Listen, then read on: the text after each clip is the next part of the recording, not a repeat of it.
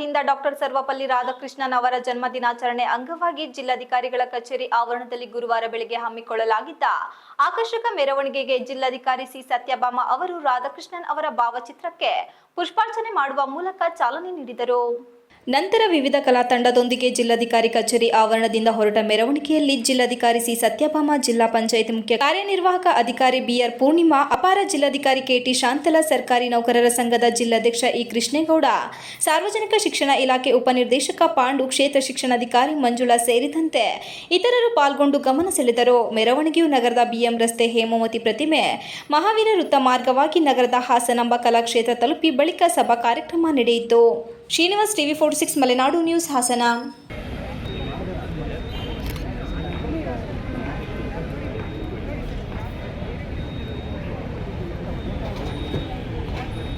ಹತ್ತು ಬಿಡಿ ಯಾರು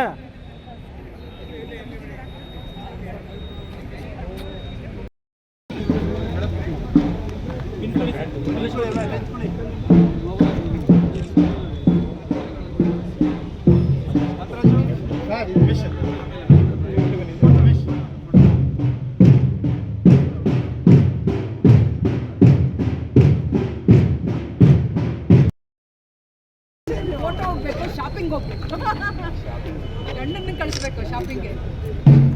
ನಮ್ಮ ಯಜಮಾನ್ರು ಕೊಡ್ತೀನಿ, ಅದೆಲ್ಲ